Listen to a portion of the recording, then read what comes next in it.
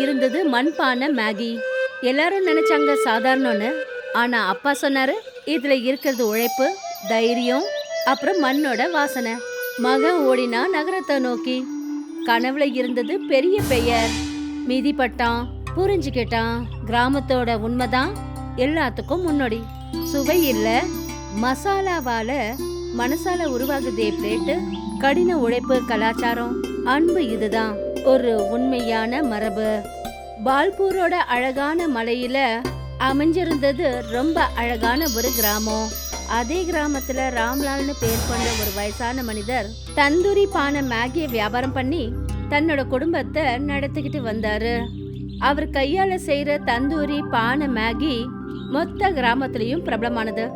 இது மதிய சமயம். ராம்லால் தந்தூரி பானை மேகில மசாலாவை கலந்து மேகி செஞ்சுக்கிட்டு இருந்தாரு. அவருடைய மனைவி சாவித்ரி அங்க வந்தாங்க.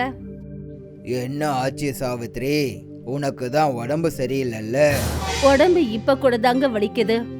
ஆனா நான் நம்மளோட புள்ள அர்ஜுன் தன்னுடைய படிப்பை முடிச்சிட்டு நகரத்துல இருந்து திரும்பி வரான்னு கேள்விப்பட்டதுல இருந்து என்னால வீட்டுல இருக்கவே முடியலங்க. அதனால நான் பஸ் ஸ்டாண்டுக்கு போறேன். ஒரு அம்மாவோட பாசம் இப்படிதானே இருக்கும். அவனை கூட்டிட்டு வர நீங்க என் கூட வரமாட்டீங்களா? சாவித்ரி, உனக்கே நல்லா தெரியும், நான் கடந்த 25 வருஷமா எப்பவும் என்னோட கஸ்டமர்ஸை விட்டுட்டு போனதே கிடையாது. அது எவ்வளோ முக்கியமான வேலையா இருந்தாலும் சரி. நீங்களும் உங்க பானை மேகியும். ஆனா இப்போ எனக்கு என்ன தோணுதுன்னா, நான் ஓய்வெடுக்கிறதுக்கான நேரம் வந்துடுச்சு. அர்ஜுன் நகரத்துக்கு போய் படிச்சுட்டு வரான். கொஞ்ச நாளைக்கு அப்புறம் நான் அவனுக்கு மண்பானை மேகி செய்யறத சொல்லி கொடுப்பேன். அப்புறம் என் பையன் இந்த வியாபாரத்துக்கு ஒரு புது உருவத்தை கொடுப்பான். அதுக்கப்புறம் நான் உன் கூட நிம்மதியா உட்கார்ந்து எப்பவும் சந்தோஷமா பேசிக்கிட்டே இருப்பேன். சாவித்ரி சிரிச்சாங்க. அப்புறம் அங்கிருந்து போயிட்டாங்க. கொஞ்ச நேரத்துல சாவித்ரி பஸ் ஸ்டாண்டுக்கு போய் சேர்ந்தாங்க. ஒரு பஸ் வந்து நின்னுச்சு. அப்புறம் அதுல ஒரு அழகான இளைஞன் கையில பேக்கோட கீழே இறங்கினான். சாவித்ரிய அந்த பையன் கிட்ட ஓடினாங்க. நீ வருவேன்னு எவ்வளவு நேரம் நான் காத்துட்டு இருந்தேன் தெரியுமா அர்ஜுன்? வாப்பா, சீக்கிரமா வீட்டுக்கு வா. நான் உனக்காகவே உனக்கு பிடிச்ச சமையல் செஞ்சு வச்சிருக்கேன். அம்மா, சிட்டில இருந்து கிராமத்துக்கு வந்த உடனே நான் முதல்ல உங்களோட சாப்பாடை தாமா எதிர்பார்த்துக்கிட்டு இருக்கேன். என் வயிற்றுக்குள்ள எலி ஓடிக்கிட்டு இருக்கு தெரியுமா? கொஞ்ச நேரத்துல சாவித்ரி அர்ஜுனை கூட்டிக்கிட்டு தன்னோட வீட்டுக்கு வந்துட்டாங்க. அப்புறம் அவனுக்கு முன்னாடி சாப்பாடு எடுத்து வச்சாங்க. சாப்பிட்டுட்டு அர்ஜுன் தன்னுடைய அம்மாவை பார்த்தான். அம்மா, நீங்க என்ன கூப்பிட தனியா வந்தீங்க, அப்பா வரலையா? உனக்கு தான் உன் அப்பாவை பத்தி நல்லா தெரியுமே. அவரு தன்னுடைய கஸ்டமர்களை விட்டுட்டு எங்கேயும் போக மாட்டாரு. அப்படி உனக்கு அவரை பார்க்கணும்னா நீ ஏன் அவரோட ஹோட்டலுக்கு போயிடு. இல்லைன்னா சாயந்தரம் அவர் வர வரைக்கும் காத்துரு. நீ ஏற்கனவே ரொம்ப சோர்ந்து போயிருப்ப. போய் ஓய்வு எடுத்துக்க. அட இல்லம்மா, நான் போய் அப்பாவை பார்த்துட்டு வந்துடுறேன். அர்ஜுன் வேற எதுவும் பேசாம நேரா கடையை நோக்கி போனான். ராம்லால் தன்னுடைய புள்ள அர்ஜுனை பார்த்த உடனே அவரோட முகத்துல சந்தோஷம் வந்துடுச்சு. உன்னை பார்த்த உடனே எனக்கு ரொம்ப சந்தோஷமா இருக்குப்பா. மொத்த கிராமத்துலயும் நீ மட்டும்தான் நகரத்துக்கு போய் படிச்சு முடிச்சுட்டு திரும்பவும் கிராமத்துக்கு வந்திருக்க. நீ நம்ம கிராமத்தோட பேரை கண்டிப்பா காப்பாத்துவேன்னு எனக்கு நம்பிக்கை இருக்கு. கண்டிப்பா அப்பா. ராம்லாலும் அர்ஜுனும் ரொம்ப நேரம் பேசிக்கிட்டே இருந்தாங்க. அதுக்கப்புறம் அர்ஜுன் அங்கிருந்து கிளம்பிட்டான். கொஞ்ச நாள் இப்படியே போய்கிட்டு இருந்தது. ஒரு நாள் காலை நேரத்துல அர்ஜுன் ஆழ்ந்த தூக்கம் தூங்கிட்டு இருந்தான். அப்பதான் ராம்லால் வந்து அவனை எழுப்பினாரு. என்னாச்சப்பா? அர்ஜுன், காலையில விடிஞ்சிடுச்சுப்பா. இன்னைக்கு நான் உங்ககிட்ட சில விஷயங்கள் பேசணும்னு நினைக்கிறேன். அப்புறம் உங்ககிட்ட முக்கியமான ஒரு விஷயத்தையும் சொல்லணும். அர்ஜுன் ஜன்னல் வழியா வெளியே பார்த்தான். லேசா இருட்டு இருந்தது. ஆனா இன்னும் இருட்டாதானப்பா இருக்கு. காலையில 4 மணி ஆகுதுப்பா. இன்னும் கொஞ்ச நேரத்துல சூரியன் உதிச்சிடும். நீ ரெடி ஆகி என் கூட ஹோட்டலுக்கு வா. அர்ஜுன் எதுவும் பேசாம கை கல்ல அலம்பிக்கிட்டு தன்னுடைய அப்பா கூட ஹோட்டலுக்கு வந்துட்டான். அப்புறம் ஒரு சேர்ல உட்கார்ந்தான். சரி சொல்லுங்கப்பா, அப்படி என்ன முக்கியமான விஷயம் இருக்கு? நீங்க என்ன காலையில 4 மணிக்கே எழுப்பி கூட்டிட்டு வந்துட்டீங்க. இங்க பாரு அர்ஜுன், நீயும் மண்பானை மேகி செய்ய கத்துக்கணும்னு ஆசைப்படுறேன். இப்படி சொல்லிட்டு ராம்லால் அர்ஜுனை சமையல் அறைக்கு கூட்டிட்டு போனாரு. ராம்லால் அவன் முன்னாடி பானை மேகி செஞ்சாரு. அப்புறம் நடுநடுவுல அவரு அர்ஜுன் கிட்ட இதுவும் சொன்னாரு, எந்த மசாலாவை எவ்வளவு அளவு போடணும்னு. அர்ஜுன் அவனோட அப்பா சொல்றத கேட்டுக்கிட்டே இருந்தான். கொஞ்ச நேரத்துல ராம்லால் பானை மேகிய தயார் பண்ணிட்டாரு. போதும்பா, உங்களோட மண்பானை மேகி செஞ்சாச்சுல்ல, நான் இப்ப போகலாமா? இப்படி சொல்லிட்டு சமையல் அறையை விட்டு அர்ஜுன் வெளியே வந்து ஒரு டேபிள் கிட்ட பேசாம உக்காந்துட்டான். ராம்லால் அவன் கிட்ட வந்தாரு. ராம்லால் அர்ஜுனை நல்லா உத்து கவனிச்சாரு. எனக்கு இப்போ என்ன தோணுதுன்னா, நான் உன்கிட்ட எந்த அளவுக்கு மசாலாவை போடணும்னு சொன்னேனோ நீ அதை எதையும் கவனிக்கல போல. அப்பா, நகரத்துல எல்லா இடத்துலயும் மண்பானை மேகி கிடைக்குது. இதுல கவனிக்கிறதுக்கு அப்படி என்னப்பா இருக்கு? ராம்லால் அர்ஜுனை ரொம்ப உத்து கவனிச்சாரு. இங்க பாருப்பா, நகரத்துல நிறைய இடத்துல மண்பானை மேகி கிடைக்குதுன்னு எனக்கும் தெரியும். ஆனா என் கையால செய்யற மண்பானை மேகியோட சுவை ரொம்ப வித்தியாசமானது. இந்த பிசினஸை நீ பாத்துக்கணும்னு நான் ஆசைப்படுறேன். அப்பதான் அங்க வயசான ஒருத்தர் வந்தாரு. ராம்லால், எப்பவும் போல காலங்காத்தால 5 மணிக்கெல்லாம் உன்னோட மண்பானை மேகியை சாப்பிட வந்துட்டேன். சீக்கிரம் ஒரு பிளேட் எடுத்து வை. ராம்லால் சீக்கிரமா ஒரு பிளேட் பானை மேகியை செஞ்சு தீரு ஐயா முன்னாடி வச்சுட்டாரு. தீரு ஐயா, இன்னைக்கும் எப்பவும் போல சாப்பிட்டுட்டு சொல்லுங்க, என் கையால செஞ்ச இதோட சுவை எப்படி இருக்குன்னு சொல்லுங்க. எப்பவும் போல இந்த தடவையும் அட்டகாசமா இருக்கு. உன் கையால செஞ்ச இந்த மண்பானை மேகிக்கு எந்த ஒரு மேகியும் இணையே கிடையாது. ராம்லால் சிரிக்க ஆரம்பிச்சாரு. தீரு மாமா பானை மேகியை சாப்பிட ஆரம்பிச்சாரு. ராம்லால் தன்னுடைய பையன் கிட்ட வந்தாரு. சரி, இப்போ நீ என்ன யோசிச்சிருக்க அர்ஜுன்? அர்ஜுன் தன்னுடைய தோலை உயர்த்தினான். அப்பா, இதுல யோசிக்கிறதுக்கு என்ன இருக்கு? நான் நகரத்துக்கு போய் கஷ்டப்பட்டு படிச்சது இதுக்காக ஒன்றும் கிடையாது. உங்க கூட இங்க உட்காந்து மண்பானை மேகி செய்யறதுக்கு எனக்கு இதுல எந்த ஒரு விருப்பமும் கிடையாது. நான் ஒரு பெரிய கம்பெனில ஜாப் பண்ணணும்னு நினைக்கிறேன். உங்களுக்கு ஒரு விஷயம் தெரியுமா? பெரிய கம்பெனில வேலை செஞ்சா நிறைய சேலரி கிடைக்கும் தெரியுமா? ராம்லால் ரொம்பவே விசுவாசமான பார்வையோட தன்னுடைய மகன் அர்ஜுனை பார்த்தாரு. கண்ணா, நான் உன்னை எதுக்காக நகரத்துக்கு அனுப்புனேன்னா, நீ என்ன மாதிரி இந்த கிராமத்துல இருக்கிறவங்க மாதிரி படிப்பில்லாம இருக்கக்கூடாதுன்னு தான். என்னோட இந்த பிசினஸை நீ நல்ல முறையில இந்த கிராமத்துல முன்னேற்றணும்னு நினைச்சேன். கிராமத்து ஆளுங்களுக்கு உன்னால நல்லது நடக்கணும்னு நினைச்சேன். தினமும் கஷ்டப்படுறவங்கள காப்பாற்றணும்னு நினைச்சேன். கம்பெனின்றது எவ்வளோ பெருசா இருந்தாலும் சரி, அதுல வேலை செய்யறவங்க எந்த அளவுக்கு உயர்ந்த படிப்பை படிச்சிருந்தாலும் சரி, அவங்க அந்த கம்பெனிக்கு வேலைக்காரங்க தான். அர்ஜுன் தன்னுடைய அப்பாவை நோக்கி பார்த்தா. எனக்கு இந்த மாதிரி வேலைக்கு போறதுல எந்த ஒரு குறையும் தெரியல அப்பா. உண்மையை சொல்லவா, எனக்கு உங்களோட இந்த மண்பானை மேகி அதோட மசாலாலெல்லாம் எந்த ஒரு இன்ட்ரெஸ்ட்டுமே கிடையாது. நீங்க என்ன நினைச்சீங்க? கிராமத்துல இருக்கிற சில பேர் உங்களோட இந்த மண்பானை மேகியை பெருசா சொல்லிட்டா நீங்க இந்த உலகத்துல ஃபேமஸ் ஆயிட முடியுமா? இங்க பாருங்கப்பா, நான் உங்களோட மனசை கஷ்டப்படுத்த விரும்பல. ஆனா நீங்க இந்த ஏழ்மையான உலகத்துல வாழ்ந்துகிட்டு இருக்கீங்கல்ல, அந்த வாழ்க்கைக்கும் எனக்கும் எந்த சம்பந்தமும் கிடையாது. நான் இன்னைக்கே நகரத்துக்கு திரும்பவும் போக போறேன். இப்படி சொல்லிட்டு அர்ஜுன் அங்கிருந்து போறதுக்கு தான் இருந்தாரு. அப்பதான் தீரு மாமா அர்ஜுனை தடுத்தாரு. உனக்கு உன்னோட அப்பாவை பத்தி நிறைய விஷயங்கள் தெரியாது அர்ஜுன். நீ ரொம்ப பெரிய தப்பு பண்ணிக்கிட்டு இருக்க. அர்ஜுன் தீரு மாமாவை ஒரு மாதிரியா பார்த்தான். அப்புறம் எதுவும் பேசாம அங்கிருந்து போயிட்டான்.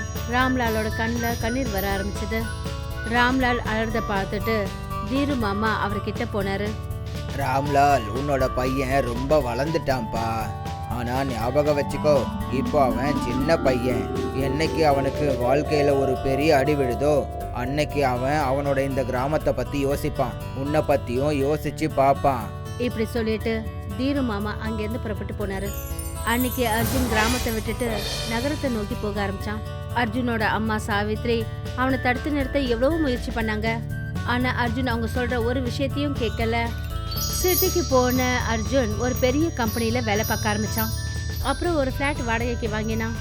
அர்ஜுனோட கம்பெனில காமியான்னு பேர் கொண்ட ஒரு பொண்ணும் வேலை பார்த்துட்டு இருக்கா. அர்ஜுனும் காமியாவும் ஒருத்தர் விரும்ப ஆரம்பிச்சாங்க. அப்புறம் மெல்ல மெல்ல அவங்க 2 பேருக்குள்ள காதல் ஏற்பட்டுச்சு. ஒரு நாள் காமியா அர்ஜுன் கிட்ட கேள்வி கேட்டா. அர்ஜுன், நாம பழக ஆரம்பிச்சு ரொம்ப நாள் ஆயிடுச்சு. நாம ஒருத்தர் நல்லாவும் தெரிஞ்சு வச்சிருக்கோம். இப்ப நீ என்ன எப்ப கல்யாணம் பண்ணிப்ப? நீ சொன்ன உடனே, நீ சொன்னா நான் இப்பவே உன்னை கல்யாணம் பண்ணிக்கிறேன். இதை கேட்டதும் காமியா அதிர்ச்சி ஆனா. அர்ஜுன், நான் ஒரு அனாதை. ஆனா உனக்கு அப்பா அம்மா இருக்காங்க. நம்ம கல்யாணத்துக்கு அவங்கள நீ இன்வைட் பண்ண மாட்டியா?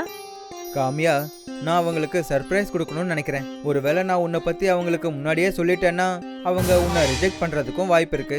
ஏன்னா அவங்க பழைய காலத்து ஆளுங்கள்ல. காமியா சிரிக்க ஆரம்பிச்சா. கொஞ்ச நாள்ல காமியாவும் அர்ஜுனும் கல்யாணம் பண்ணிக்கிட்டாங்க. காமியா அர்ஜுனோட ஃபிளாட்டுக்கு வந்து இருக்க ஆரம்பிச்சா. காலம் கடந்துகிட்டே போச்சு. ஒரு நாள் அர்ஜுனோட கம்பெனி திவால் ஆயிடுச்சு. அப்புறம் கம்பெனியை மொத்தமா மூடிட்டாங்க. அர்ஜுனும் காமியாவும் வேற வேற கம்பெனியில வேலை போய் கேட்டு ரொம்ப முயற்சி பண்ணாங்க. ஆனா அவங்களுக்கு எங்கேயும் வேலை கிடைக்கல. காமியா ரொம்பவே நொந்து போயிட்டா. அர்ஜுன், இப்ப என்ன பண்றது? நமக்கு எங்கேயும் வேலையும் கிடைக்க மாட்டேங்குது. அப்புறம் நமக்கு கம்பெனியும் இல்ல. டென்ஷன் ஆகாத. இப்போ நம்ம கிட்ட நிறைய சேவிங்ஸ் இருக்கு. எனக்கு என்ன தோணுதுன்னா இன்னும் கொஞ்ச நாளுக்கு அப்புறம் நம்ம 2 பேருக்கும் கண்டிப்பா ஏதாவது ஒரு வேலை கிடைக்கும். காலம் போயிட்டே இருந்தது. ஒரு நாள் காமியா அர்ஜுனோட சேவிங்ஸ் எல்லாமே காலி ஆயிடுச்சு. அர்ஜுன், நம்ம சேவிங் மொத்தமும் காலி ஆயிடுச்சு. அப்புறம் ஃபிளாட்டோட வாடகை வேற அதிகமாயிடுச்சு. அதை விட ரொம்ப டென்ஷனான விஷயம் என்னன்னா காமியா, நான் நிறைய பேர்கிட்ட கடனும் வாங்கியிருக்கேன். அவங்க எல்லாரும் என்ன தேடிக்கிட்டு இருக்காங்க, என்ன மிரட்டிக்கிட்டு இருக்காங்க. அப்புறம் நீ எதுக்காக உங்க அப்பா கிட்ட உதவி கேட்க கூடாது? உனக்குன்னு ஒரு கிராமம் இருக்கு, நாம ஏன் அங்க போயிடக்கூடாது? அர்ஜுன் காமியாவை பார்த்தான். இல்ல காமியா, நான் என்னோட அப்பா கிட்ட உதவியெல்லாம் கேட்க மாட்டேன். நான் அவர்கிட்ட ரொம்ப பெரிய பெரிய விஷயங்களை பேசிட்டு நகரத்துக்கு வந்துட்டேன். இப்போ போய் நான் அவர்கிட்ட உதவி கேட்டேன்னா அப்புறம் அவர் என்ன ரொம்பவே இலக்காரமா பார்க்க ஆரம்பிப்பாரு. அர்ஜுன் இப்படி சொன்னான். அப்பதான் அர்ஜுனோட மொபைல் அடிக்க ஆரம்பிச்சது. அர்ஜுன் பார்த்தான். அந்த போன் அவங்க அம்மா கிட்ட இருந்து வந்திருந்தது. அம்மா. அந்த பக்கம் அழற சத்தம் கேட்டுச்சு. அர்ஜுன், உன்னோட அப்பா இப்போ உயிரோட இல்லப்பா. இத கேட்டதும் அர்ஜுனோட கண்ணுல இருந்து கண்ணீர் வர ஆரம்பிச்சது. ஒரு நொடியில அவனுக்கு முன்னாடி அவனோட அப்பா ராம்லாலோட முகம் தெரிய ஆரம்பிச்சது. அர்ஜுன் நடுக்கமான குரல்ல போன்ல பேசினான். அப்பாவுக்கு என்னமா ஆச்சு? அவருக்கு கொஞ்ச நாளா உடம்பு சரியில்லைப்பா. இத கேட்டதும் அர்ஜுன் அழ ஆரம்பிச்சான். நீங்க ஏமா என்கிட்ட முன்னாடியே சொல்லல? உனக்கே தெரியும், நீ ஊருக்கு போனதுக்கு அப்புறம் அவரு உன் மேல கோவமா இருந்தாரு. நீ உன் அப்பாவோட இறுதி சடங்கு செய்ய கிராமத்துக்கு வருவதானப்பா? அர்ஜுன் தேம்பி தேம்பி அழ ஆரம்பிச்சான். அர்ஜுன் அழுதுகிட்டே நடந்த விஷயங்கள் எல்லாத்தையும் காமியா கிட்ட சொன்னான். காமியா அர்ஜுனுக்கு ஆறுதல் சொன்னா. கிளம்புங்க, நம்ம இப்பவே உடனே உங்க கிராமத்துக்கு போவோம். அர்ஜுனும் காமியாவும் தயாராகி தன்னுடைய பிளாட்டை மூடிட்டு வெளியில வந்தாங்க. மதியத்துக்குள்ள 2 பேரும் கிராமத்துக்கு போயிட்டாங்க. கொஞ்ச நேரத்துக்கு அப்புறம் அர்ஜுன் தன்னுடைய அப்பாவுக்கு செய்ய வேண்டிய ஈம சடங்குகளை செஞ்சான். அப்புறம் அழுதுகிட்டே வீட்டுக்கு திரும்பி வந்தான். கொஞ்ச நாள் இப்படியே போய்கிட்டு இருந்தது. ஒரு நாள் அர்ஜுனுக்கு தன்னோட அப்பா ஞாபகம் வந்தது. அவன் தன்னுடைய அப்பாவோட ஹோட்டல் மூடி இருந்ததை பார்த்துட்டு ஏதோ யோசிக்க ஆரம்பிச்சான். அப்பதான் அங்க காமியா வந்தா. நீ எதுக்காக இங்க வந்த? ஆமா, இது யாரோட ஹோட்டல்? இதுதான் என்னோட அப்பாவோட ஹோட்டல். அவரோட விருப்பம் என்னன்னா நான் அவரோட வேலையை நிறைய முன்னேற்றி கொண்டு போகணும். அப்பதான் இந்த கிராமத்துல இருக்கிறவங்களுக்கு உணவு கிடைக்கும்னு நினைச்சாரு. இத கேட்டுட்டு காமியா அதிர்ச்சியானா. அப்ப நீ எவ்வளவு பெரிய முட்டாளா இருந்திருக்க அர்ஜுன். உன்னோட அப்பா உன்னோட எதிர்காலத்தை பத்தி ரொம்ப சரியா தான் யோசிச்சிருக்காரு. நீ ஏதோ ஒரு பெரிய கம்பெனியில வேலை செய்யறத அவரு விரும்பல. அவரு விரும்பினது உன்னோட உழைப்போட பலத்துல முன்னேறி போகணும், சொந்தமா கம்பெனி உருவாக்கணும்னு நினைச்சிருக்காரு. காமியா, இப்போதான் எங்க அப்பா சொன்ன எல்லாமே எனக்கு ஞாபகம் வருது. இப்ப அந்த தவறை திருத்திக்க முடியும். இனிமே நாம சிட்டிக்கு போக வேண்டாம். உங்க அப்பாவோட கனவை நான் நிச்சயம் நிறைவேற்றுவேன். அர்ஜுன் தன்னுடைய அம்மா சாவித்திரி கிட்ட போனா. அப்புறம் அவன் மனசுல இருந்த விஷயங்கள் எல்லாத்தையும் சொன்னா. கண்ணா, காலையில மருந்து வெளியில போனவன் சாயந்தரம் திரும்பி வந்தா அவனை மருதின்னு சொல்ல மாட்டாங்க. இன்னைக்கு உங்க அப்பா மட்டும் இருந்திருந்தா அவர் உன்னை நினைச்சு ரொம்ப பெருமைப்பட்டிருப்பாரு. அர்ஜுன் எதுவும் பேசல. மனசுல பாரத்தோட வெளியில வந்தான். மறுநாள் அர்ஜுனும் காமியாவும் ராம்லாலோட ஹோட்டலுக்கு போனாங்க. 2 பேரும் சேர்ந்து ஹோட்டலை சுத்தம் பண்ணாங்க. காமியா லேப்டாப்பை ஓபன் பண்ணா. அப்புறம் பானை மேகியோட ரெசிபியை பார்த்துட்டு இருந்தா. அர்ஜுன், இங்க பாரு, இது பானை மேகியோட ரெசிபி. ரொம்ப கடக்கலா இருக்கு. அப்புறம் இது வெளியிடங்கள்ல எல்லாம் ஃபேமஸா இருக்கு. நாம இந்த ரெசிபியை வச்சு மண்பானை மேகி செய்வோம். அர்ஜுனும் காமியாவும் சேர்ந்து மண்பானை மேகி செய்ய ஆரம்பிச்சாங்க. மெல்ல மெல்ல ஹோட்டலுக்கு கஸ்டமர் வர ஆரம்பிச்சாங்க. ராம்லால் ஐயாவோட ஹோட்டல் ரொம்ப நாளா மூடி இருந்துச்சு. இவ்வளோ நாளுக்கு அப்புறம் இன்னைக்கு திறந்திருக்கிறத பார்க்கும்போது என்னால் வெயிட் பண்ண முடியல. சீக்கிரமா ஒரு பிளேட்டை கொடு. அர்ஜுனும் காமியாவும் சேர்ந்து அவருக்கு மண்பானை மேகியை கொடுத்தாங்க. கஸ்டமர் முதல் வாயை எடுத்து வச்ச உடனே அவரு அதிர்ந்து போனாரு. என்ன விளையாட்டு இதெல்லாம்? என்னாச்சு? இவ்வளோ மோசமான மண்பானை மேகியை நான் இது வரைக்கும் சாப்பிட்டதே கிடையாது. நீ உன்னோட அப்பா கிட்ட மண்பானை மேகி செய்யறத கத்துக்கலையா? கஸ்டமர் பிளேட்டை அங்க வச்சுட்டு கோபத்தோட அந்த இடத்த விட்டு போயிட்டாரு. கொஞ்ச நேரத்துல மத்த கஸ்டமர்களும் மண்பானை மேகியை குறை சொல்ல ஆரம்பிச்சாங்க. அர்ஜுனுக்கு ரொம்ப கஷ்டமாயிடுச்சு. என்ன இது காமியா, நம்ம கையால செஞ்ச இந்த மண்பானை மேகி யாருக்கும் சுத்தமா பிடிக்கவே இல்லையே. கவலைப்படாதீங்க, எல்லாரும் உங்க அப்பாவோட கையால செஞ்சதை சாப்பிட்டு சாப்பிட்டு பழகிட்டாங்க. அவங்களுக்கு கொஞ்சம் டைம் எடுக்கும். காலம் போய்கிட்டே இருந்தது. அர்ஜுனும் காமியாவும் மண்பானை மேகி செய்யறத விடவே இல்லை. கஸ்டமருங்க வந்தாங்க, விருப்பம் இல்லாம மண்பானை மேகி சாப்பிட்டாங்க, அப்புறம் போயிடுவாங்க. ஒரு நாள் அர்ஜுன் ஹோட்டல்ல உட்காந்துருந்தான். அப்பதான் பார்க்கறதுக்கு ரொம்ப மோசமான ஒரு ஆளு அங்க வந்தான். அர்ஜுன் அந்த ஆளை பார்த்துட்டு அதிர்ச்சியானா. ராகுல், நீயா? நீ என்ன நினைச்ச? நீ சிட்டில இருந்து கிராமத்துக்கு வந்துட்டு எல்லாரும் பணத்தையும் ஏமாத்திடலான்னு பாக்குறியா? ராகுல், அப்படியெல்லாம் கிடையாது. என் அப்பா திடீர்னு இறந்து போயிட்டாரு. அதனால தான் நான் சிட்டில இருந்து வர வேண்டியதாயிடுச்சு. இங்க பாரு அர்ஜுன், நான் உனக்கு இன்னும் சில நாள் டைம் கொடுக்குறேன். ஒருவேளை நீ என் பணத்தை திருப்பி கொடுக்கலன்னா நீ யாருக்கிட்ட எல்லாம் கடன் வாங்கிட்டு ஓடி வந்தியோ எல்லாரையும் கிராமத்துக்கு கூட்டிட்டு வருவேன். அதுக்கப்புறம் எல்லாரும் சேர்ந்து உன்னை அவமானப்படுத்துவாங்க. அதுக்கப்புறம் உன்னால கிராமத்துல முகத்தை காட்டவே முடியாது. இப்படி சொல்லிட்டு ராகுல் அந்த இடத்த விட்டு போயிட்டான். அப்பதான் அங்க காமியா வந்தா. நான் இப்பதான் கொஞ்ச நேரத்துக்கு முன்னாடி ராகுல் கிராமத்தை விட்டு போறத பார்த்தேன். அர்ஜுன் நடந்த விஷயங்களை காமியா கிட்ட சொன்னான்.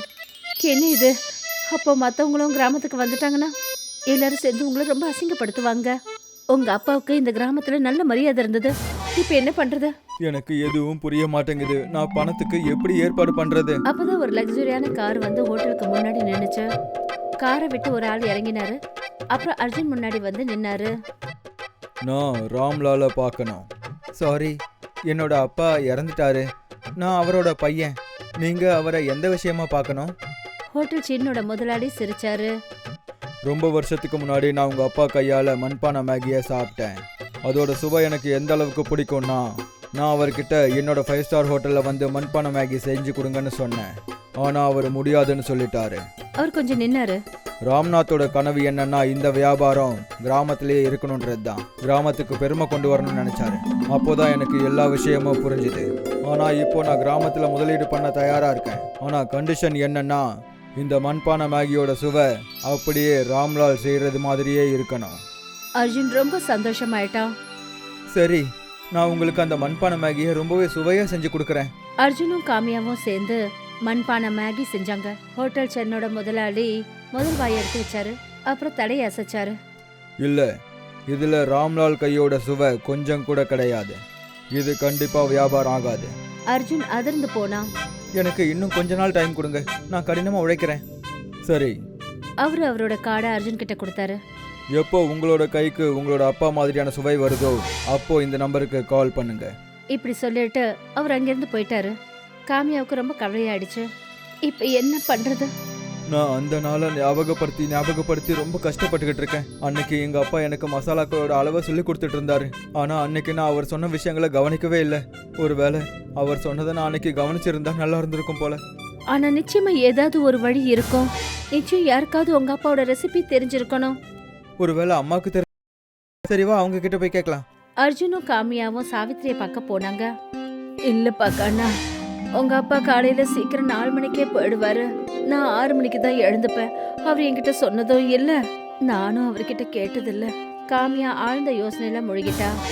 நம்ம கிராமத்து ஜனங்க கிட்ட கேட்கணும். அர்ஜுனும் காமியாவும் கிராமம் முழுக்க சுத்தினாங்க. ஆனா எல்லாருமே தெரியாதுன்னு சொல்லிட்டாங்க.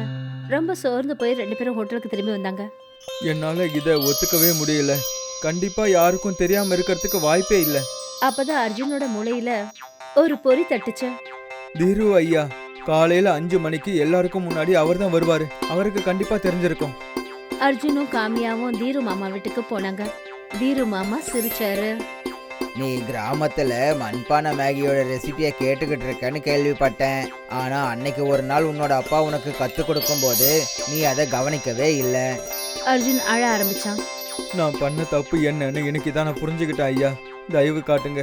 அப்பா என்ன ஸ்பெஷலான மசாலாவை போட்டாரு? தீரு மாமா சிரிச்சாரு. உன்னோட அப்பா எந்த ஒரு ஸ்பெஷல் மசாலாவையும் போடல. அவரு உண்மையான மனசோட மண்பானை மேகி செய்வாரு. இதுக்கு அர்த்தம்? நாளைக்கு காலையில 4 மணிக்கு நான் உங்க ஹோட்டலுக்கு வரேன். நீங்க 2 பேரும் ரெடியா இருங்க. மறுநாள் காலையில 3 மணிக்கு அர்ஜுனும் காமியாவும் எழுந்துட்டாங்க. 4 மணிக்கு தீரு மாமா வந்தாரு. தீரு மாமா அர்ஜுன் கிட்ட சொன்னாரு, அவர் கையால மண்பானை மேகி செய்யறேனாரு. அதுல கொஞ்சம் தண்ணியை ஊத்தினாரு. அதுக்கப்புறம் மேகி மசாலா அதிகமாகவும் இல்ல குறைவாகவும் இல்ல, எவ்வளவு தேவையோ அவ்வளவுதான் போட்டாரு. தீரு மாமா சொன்னாரு, அடுப்பு ரொம்ப எரியக்கூடாதுன்னாரு. அதோட சூடு பதத்தை புரிஞ்சுக்கோ. மறுபடியும் பானையை அசைக்காத. அத மூச்சு விட வை. ஒவ்வொரு ஸ்பூன்லயும் தைரியம் இருக்கணும். அப்புறம் ஒவ்வொரு நொடியும் கவனம் இருக்கணும். மெல்ல மெல்ல பானையில இருந்து ஒரு நல்ல வாசனை வந்தது. மண்பானை மேகி ரெடியானதும் அதுல அப்படி ஒரு சுவை கிடைச்சது. அது நாக்குல மட்டும் இல்ல, மனசுக்குள்ள இறங்கிடுச்சு. இதுதான் உன்னோட அப்பாவோட ரெசிபி. அர்ஜுன் உணர ஆரம்பிச்சான். ரெசிபி பேப்பர்ல எழுதப்பட்ட மசாலாக்களோட பேர் கிடையாது. அந்த அனுபவம், தைரியம், நெருப்போட பதம், மண் பானை, அப்புறம் அப்பாவோட கைப்பதம், உழைப்பு, தோல்விகள், அப்புறம் நினைவுகளோட உதவியால அர்ஜுன் மறுபடியும் அதே சுவையை மீட்டு கொண்டு வந்தான். அவன் தன்னுடைய அப்பாவோட கனவை மட்டும் நிறைவேற்றல, கிராமத்துல தின வேலையாட்களை உருவாக்கினான். கடல்ல இருந்து தப்பிச்சு அப்புறம் தந்தூரி மண்பானை மேகிய கிராமத்தோட அடையாளமா ஆக்கினான். இந்த கதை ஒரு பையனோட திமிர்ல இருந்து பாடம் கத்துக்கிட்ட வரைக்கும் பயணிக்கப்பட்டது. அங்க அவன் தெரிஞ்சுக்கிட்டது, உண்மையான பாரம்பரியம் செல்வம் இல்ல, அது மதிப்பு, கடின உழைப்பு, அப்புறம் கலாச்சாரமாகும்.